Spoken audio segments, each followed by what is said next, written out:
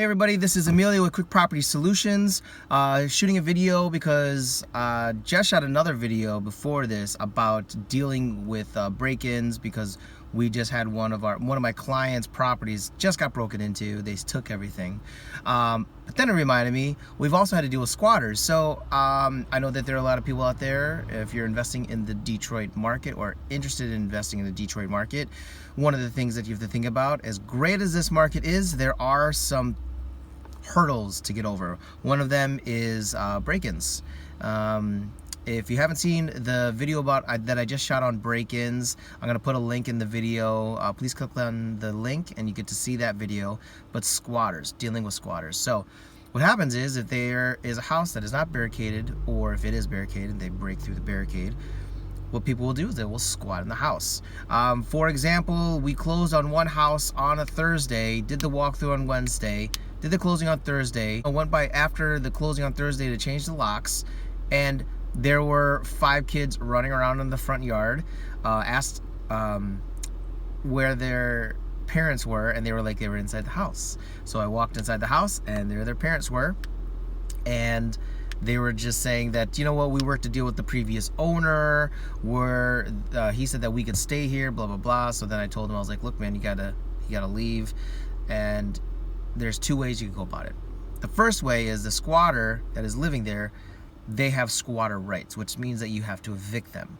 So you have to go through the proper channels, which means you have to proceed with an eviction process, then you have to go through the courts, and then you have to have a thing where you know, they clear the house out, get the sheriff involved.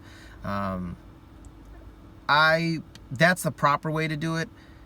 If you could work out a deal with the squatter, this is the story that I'm sharing. This is what I did with the squatter. I said to him, look, if I give you $200, can you guys move everything out and you just give me the keys and that's it? And he said, yeah, sure, $200. And I was like, okay, can you do it in a week? And he said, no, but I could do it like in 2 weeks because we need a place to stay, blah blah blah. And eventually it took, what did it take? It actually only took a week. It took him a week because I think he wanted 2 weeks. I said, no, you gotta be out by the end of the week. And then I just met up with him. We did a walk through the house, make sure there was no one else staying there. He handed me the keys. I gave him the $200. They were gone. They left, and I immediately changed the locks. And then it wasn't my property; it was my client's. But they did not barricade the property. But they did rehab it, and they're getting it fixed up now. So thankfully, knock on wood or glass. It's still not rented. Hopefully no one's gonna break into it. But that's how I dealt with the squatter. I have one final piece of advice, and my advice is just be cautious when approaching a squatter. To be honest, you might not want to even approach a squatter. You might want someone on your team to approach a squatter. I was part of the team that was rehabbing the house, so I approached the squatter to try and get them out. I probably won't be doing that again in the future, just because you don't know them. You don't know if they're like extremely violent. You don't know if it's just a person that's trying to find a roof over their heads for their family. And I would say that if you were to approach a squatter, just approach them in a nice way.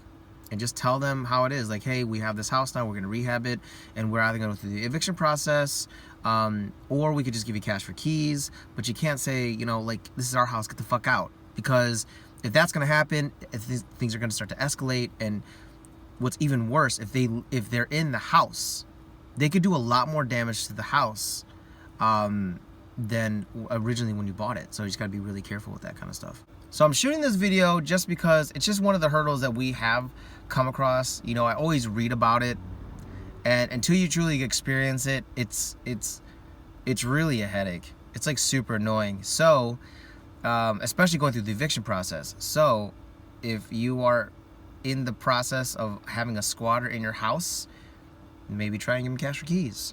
If you got a house and it's vacant, make sure you board it up. Watch that video that I made about someone breaking into the house and how we board up houses.